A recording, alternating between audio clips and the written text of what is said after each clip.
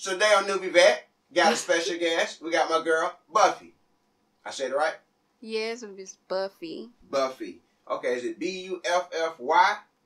B-U-F-F-Y. You know how to spell Buffy. Okay. So we'll make, no, because Buffy spells hers B-U-F-F-I-E, I think. Who is that? I think it's Buffy the Body. Oh, yeah, it is Buffy the Body. See? But it's like, now I'm her little sister. Okay. So what made you come up with Buffy? Well, Buffy, I mean, like, if we just want to be honest, like, my whole life since I've been in school, niggas always talking about I got a fat ass. Alright. But I never, like, it was nothing that I ever was like, so, yeah, my ass fat. It was just like, yeah, my ass fat, I know. Mm. But then it's like... So you had that in school? Hell yeah. I was born like this. But I mean, how tall are you? I'm 5 foot. You 5 foot? I'm 5 foot. But what the chart say? You go get your... Fuck the chart. It's what I say. I know what my body feel like. It feel like I'm 5 feet. So I'm 5 feet. Okay, you 5 feet. Okay. So in high school, what are the pros and cons of a female having a nice shape in high school? Of course, like, niggas want to fuck you. Right. They want to fuck you. Right. And that's it. That's it. So there's no pros or cons. But I did have a boy. Like, I had a boyfriend in high school. Like, for some strange reason, as bad as I am at relationships, I always find myself in one. And it's like, but I did date a guy in high school. He was real nice. He was real nice. Yeah. Real nice. Oh, okay. So you was more into the good guys or the bad boys? Definitely the street niggas. Like, he was on the news. Nigga made the news. Don't play. You made the news? Do my thing. The news? But it was just, like, so embarrassing. Like, my mom, she cried. Like, because he was a really nice guy, but he got, like, so, like, into some other shit. So okay, that leads me to a question. So why do females, they look past the guys that got a good head on their shoulders, stay out of trouble, got a career that they focusing on, but they'll choose that for the street guy? Why is that? I never had that choice. You never had that choice? No. So there was not one guy over there that had some type of... Like a basketball player? Well, yeah, that's one. A football player? That's two. Not at all. Not at all. Street niggas. I like street niggas. And that's the truth. Like, and I used to find, like, them guys attractive, but they didn't like me. Right. So I'm outside. Right. Let me go outside. That's also true, because I'm glad you said that, because there's a lot of good guys that they're not into certain females. Right. Right. And that's understandable. Like, I became to understanding, like, I know where I love that. Right. And it's cool. Right. Oh, okay. Cool. So now what are the pros and cons about dating a street dude? I think my worst fear was dating a street dude, him getting killed. That's my worst fear. Wow. Like, that's, I mean, like, niggas get killed in Louisiana. Right. Like, you get killed. Especially in Lake Charles. Like, Lake Charles, like, I love my city. I'm saying that today because I gave my city so much shit, like, for, like, past years. But then whenever we had a hurricane, and then I seen my city, like, it was no more, like, where I grew up at. Like, it was all gone. And I was like, damn, like, we really can't go home because we don't have no home no more. Mm-hmm. But, like, I love my city. And, yeah, you get killed out there. We used to fight a lot. Right. It ain't no more fight. And I mean, like, but it been like that. Like, it had, like, a little situation on the internet where a little girl got stabbed in Walmart and, like, she passed away. And, respectfully, like, I really do send my condolences to that family. And I'm not saying nothing to say nothing. But what I'm saying is, people always got killed at young ages like that. Like I had a friend, like my sophomore year, like my friend, he used to be at our house every day. He got killed. So it's not like it's something so, that's my normal. Right. But. Right. Yeah, and that is also, I totally feel that, because when you surrounded by death all the time or people dying, it becomes the normal. Even though it sucks for it to be the normal, but it becomes the normal. Mm-hmm. You know what I'm saying? So yeah. So all right. So describe when the floods came in New Orleans, Louisiana, man. Okay, the flood came in Louisiana, but we wasn't a part of like Katrina. Like Katrina came, but we had Rita. Right. So then, we had floods, but the last hurricane, it wasn't a flood. It was like wind. So it like tore up everything, and it was like the most like highest hurricane that they ever had in Louisiana. So it was meant to wipe us off the map. How long did they give y'all a warning before it hit? Like how long, how many days or how long did y'all have to evacuate before it came? They was like telling us how they always tell us. They always tell us that, a severe weather storm coming. Right. And then they watch it. And then this day they tell you that you can evacuate if you want to. And then whenever they be mandatory, get the fuck. Right. So whenever they was mandatory, we all said, all right, we gonna go this way, and we left. Right. And we waited for the hurricane to come. It came, and then whenever daytime struck, it was what the fuck. Right. Yeah, that's crazy. Yeah, that's crazy. Just waking up and just everything is gone different. That's got to be some scary shit. Yeah, and then it's dark. They didn't, the people that was there, they didn't have water. They didn't have lights. The city was black. Wow. That's crazy. And it was for a long time. And, a lot of people was upset about, we didn't really get a lot of exposure about that. But, the type of person that I am, it's just, it don't matter because we going to survive anyway. Right. Because it's not they say it's going to take years to get it back together, but it's all good. Right. Okay, so coming from Louisiana, moving to Georgia, how well was your transition in getting adjusted and getting comfortable in Augusta? Oh, I started off in sales. I started off working as a sales associate. Okay. So I learned how to... What made you choose Augusta anyway? Because my sister lived here. Okay. My oldest sister, she lived here. Okay.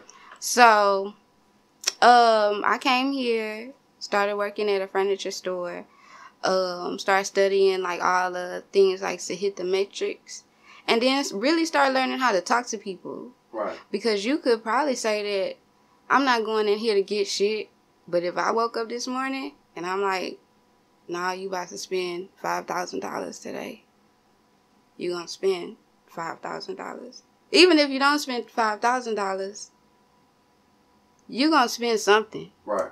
Right. Yeah. Right. So so that was hustling. I was really, really hustling, working, and I got kids, but at that time I only had one kid. So my little girl would be at work, and I'd be hustling. Mm. So then that's how I learned how to, talk to people, understand how to sell something, and also not be a liar. Because I could bullshit you into selling something. Yeah. Well, into buying something. Right. But nah, because I don't want you to come back and be like, what's this? Nah. Right. Well, can you spot a bullshit buyer? No, a bullshit seller. Can you spot a bullshit seller, someone that's trying to sell you something that's not worth the cost of it? Lately I've been able to. Okay. Lately. Because I'm usually not the one that's getting sold something. I'm usually the one selling something. Usually the seller. Yeah. Exactly. Okay, cool. So, what made you want to get into the management? Because you manage an artist, right? Yeah. Oh, what's the artist you manage? I manage 223 Louisana. Okay. Mm-hmm. How you wind up linking up, and how y'all wind up, connecting and we family. Okay, cool. That's what's up. Yeah. Okay. He's 18? 18. 18. Okay. Yep. Okay. So how you wind up realizing like, okay, he got talent. Let me get behind him, because a lot of people, when it comes to management, some people that actually want to take management, when they take management serious, they only do it if that artist is really good. So what made you, realize like, okay, I'm gonna do something with him? Okay, so we talking about 223 Louisana, but I'm not gonna say I was working, but I was helping like another one of my family members get his music, like, attention. So, his mixtape dropped, and that was that. So like one day my 223 Louisana, he came to my house. Like they usually just come to my house, probably come eat something or whatever. So he came to my house, and I had just mixtape playing in the house, but it was on a loud, like it was loud. So like I was going like to my daughter's room, and on this side is my room, and I saw 223 Louisana in a mirror with a mic, and he was like rapping, like saying his lyrics, like it was like, "Oh, you a rapper." Right. And so I was like, okay. And then like it made me like remember he did used to write, and then like, that's all he said he wanted to be. He wanted to be a rapper. He never said he wanted to be nothing else. He always said he wanted to be a rapper. Right. So it's like, okay, I like rappers. Right. Okay, cool. So you've been doing management for 4 years now. 4 years. So what are some of the things that you've learned doing management for the past 4 years? Doing management for the past 4 years, you gotta be patient. And I do know that it's something like I've been doing management for 4 years, and just like a few years ago I went and got my LLC for like Perseverance Entertainment. So like I started that, so that was like something to put towards it. So it's always, if something really keep, agging at you, picking at you, like something that you like, man, I can't get this off of me. Just see what that's about. Just see what it's about. Whether it be something big or little. Right. And it's something that, like, I listen to music every day. And people find me to be a person that they can talk to. And whenever I tell them my opinion, I try to be as respectful as possible. Right. But still at the same time, no bullshit. Like, nah, for real. Right. Okay, cool. So what are some of the hassles you came across? Not like, whenever you ask people for like help, it's either you'll find some bullshit, or it's like you on their time. I hate being on everybody else's time.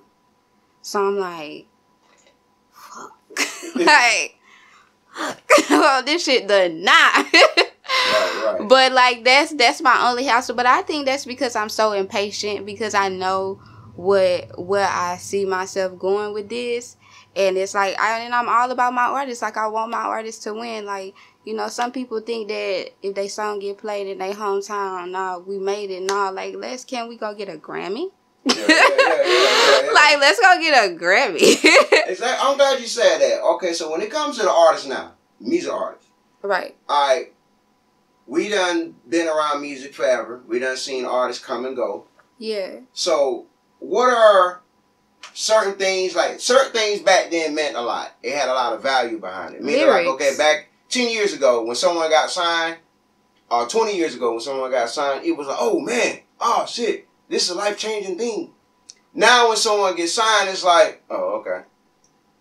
Because I think a lot of people see behind somebody getting signed, they know when people get signed, there's some bullshit behind it. Right. So everybody's learning the bullshit a deal. Yeah, everybody learning the bullshit a deal. Versus me, I don't have a deal for you. I'm just like, I got this set price. This what we can do. And then after we get that, like, you gonna get somewhere. But I don't want a deal. Like, I want to be the reason why you know what I'm saying? Right. So you think artists don't like to build anymore? You think they just want to just jump on something that's already popping? Because, like, there's a lot of artists that they don't want to wait on stuff. Like, they might just get into the game. Mm-hmm. Might just been doing music for 3 months. Mm-hmm. But they instantly want a deal right now. Because they might see somebody that just start rapping for like 4 months and get a deal. But people don't understand, like, certain situations get you a deal. It don't be talent no more. Yeah. So what are some things that you feel as an artist they need to do in order to be popping from your perspective?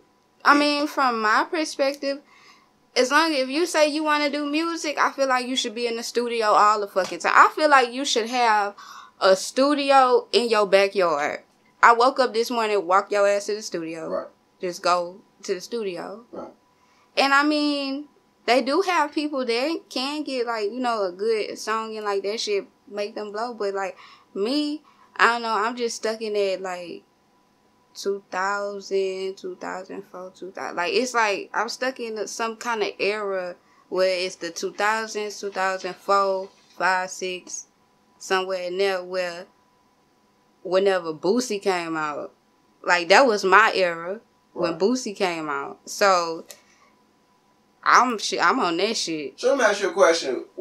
Which era you think was the most funnest era of music?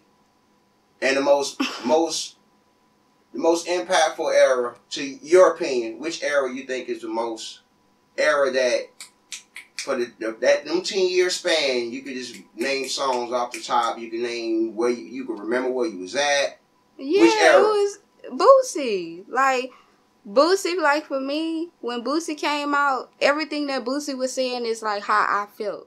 Like, I was like, this is exactly how I felt. And then Boosie, he little. Right. So I'm like, man, yeah, I'm little too. But I ain't about to let no bitch punk me.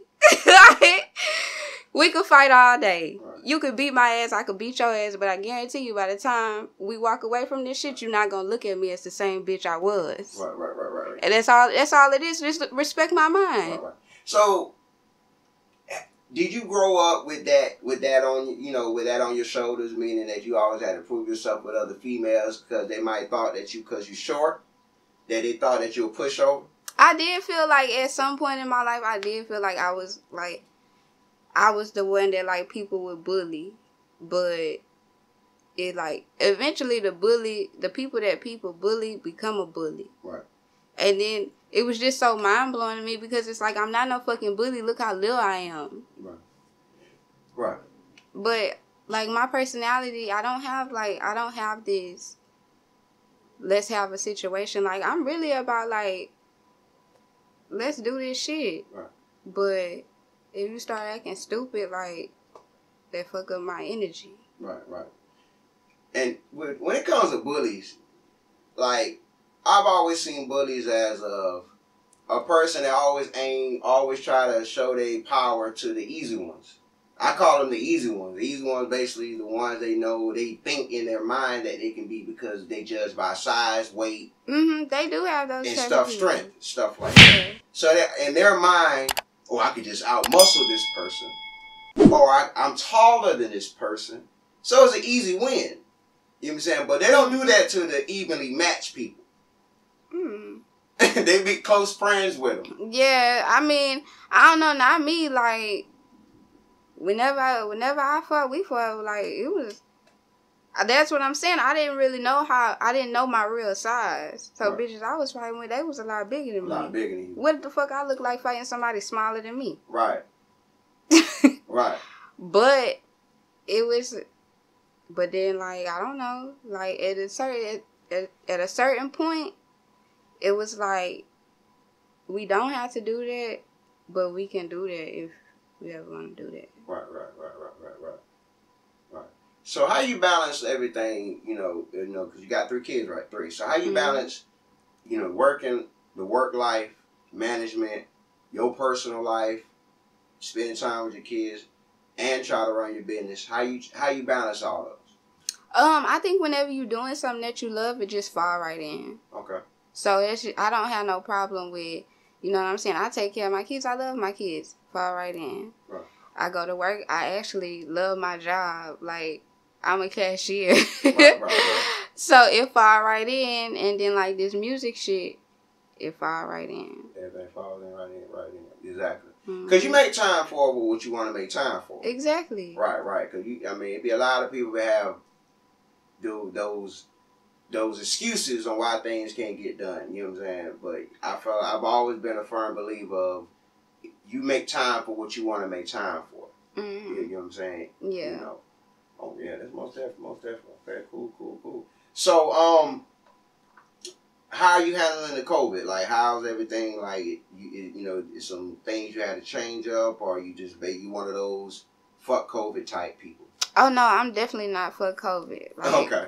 Have a mask. Okay. Have a mask. Like, I mean, I believe in that COVID shit. Right. In the beginning, it was kind of like scary, but like in the beginning, for like 3 years, I wasn't working, right. so I didn't really have to be out in the public. Right. So,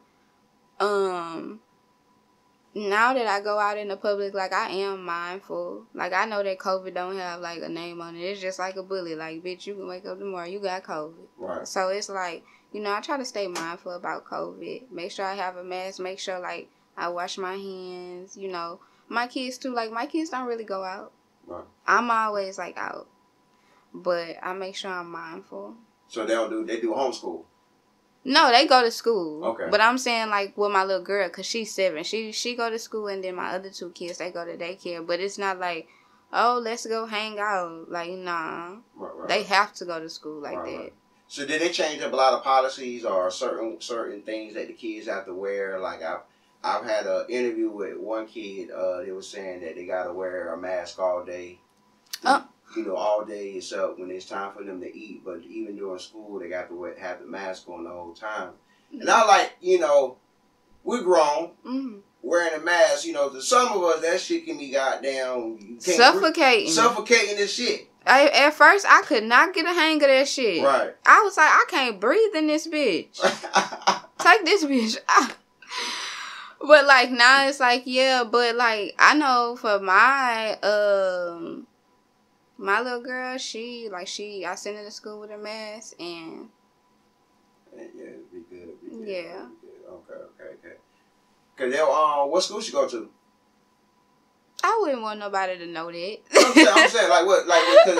Cause some schools, it's like some schools like they had confirmed cases of COVID. Oh, see, no, not her school. Her school was like, she Columbia County. Right. So, in they schools, whenever I go to her school, they don't really have a lot of kids that go to school. Right. So, yeah, but she did really good in school. Okay. She real creative. Okay. Yeah, okay. That's what's up. Okay, cool.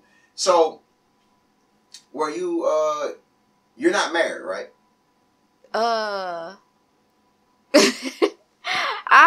I'm married, but we not together. Oh, okay. How long you was married? 3 years. 3 years. Okay. Cool. Was it easy? Heck no, it wasn't easy. It was sweet. Like, whenever it was sweet. But whenever it was like bad, it was just bad. Okay. So some people say things are a lot better until you sign those papers, then things change.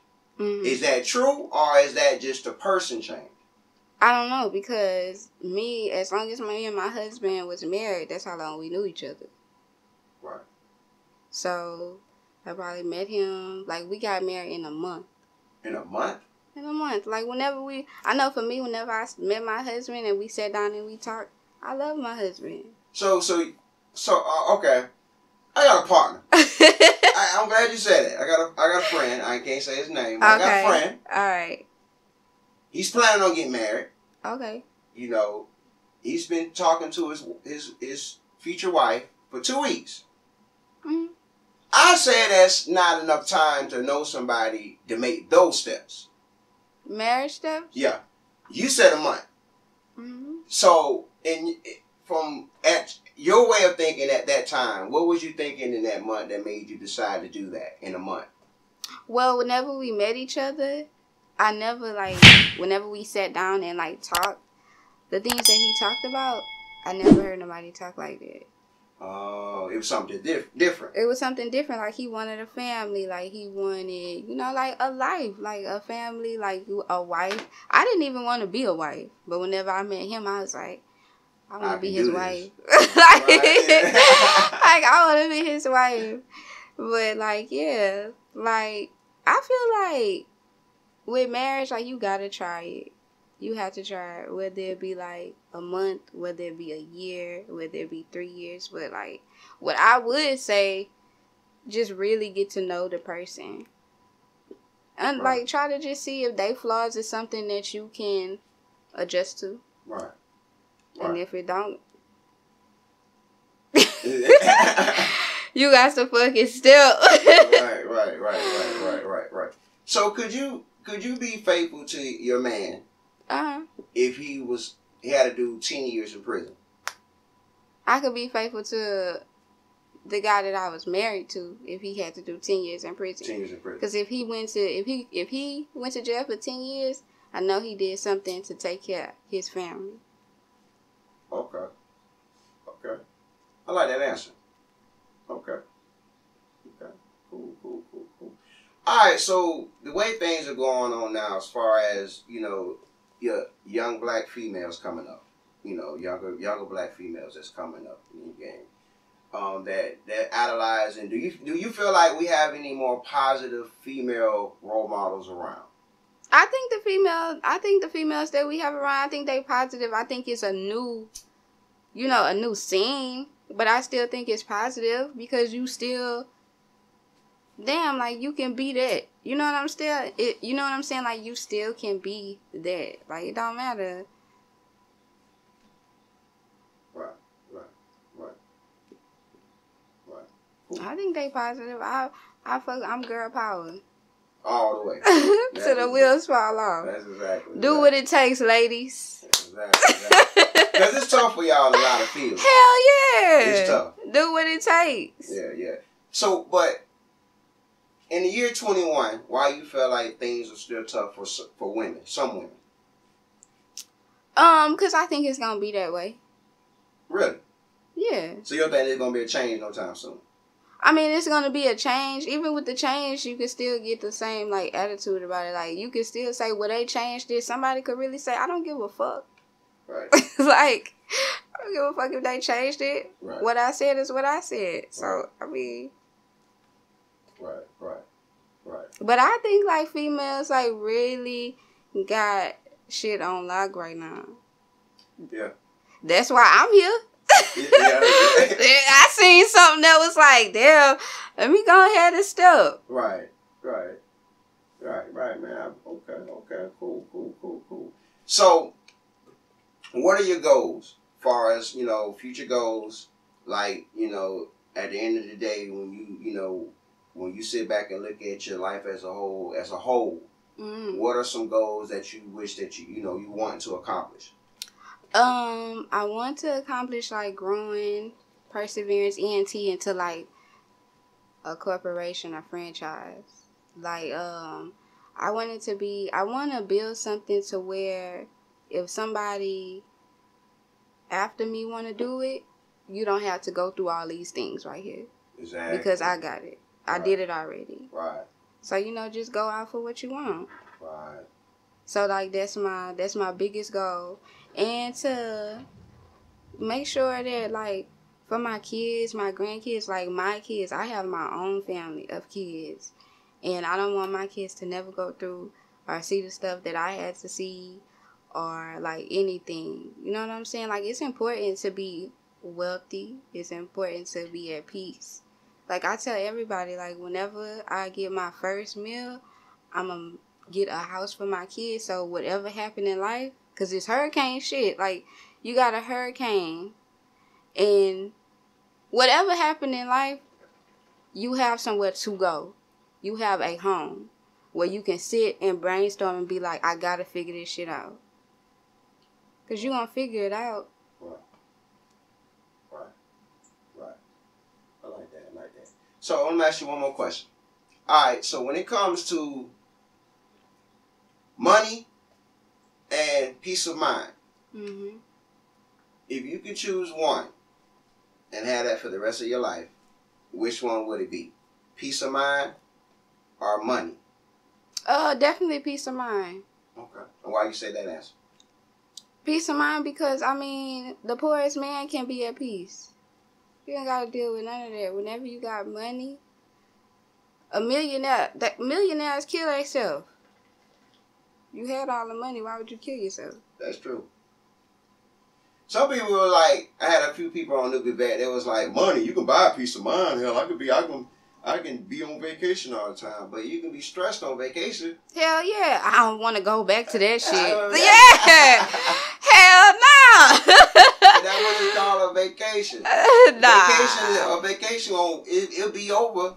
If it's a vacation for me, whenever I go back, I want to feel like I'm still at peace. Like, right. You know what I'm saying? Right. Like, that was a nice experience for me, but I'm home now. Right. You want peace at home, because that's what matters. Yeah. Right. Where you lay your head at. Where you go to sleep at. Where you do your thing at. Fact. All right, so before we slide off on NewbieVeT, how can they get in contact with you? And is there any love you want to shout out?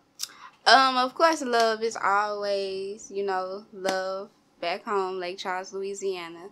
And you can get in contact with me at SaucyAssLex on Instagram and at SaucyAssLex on Twitter. Anybody you want to shout out? Everybody know what it is. The whole city. We here. We gonna get our shit back. Fuck them.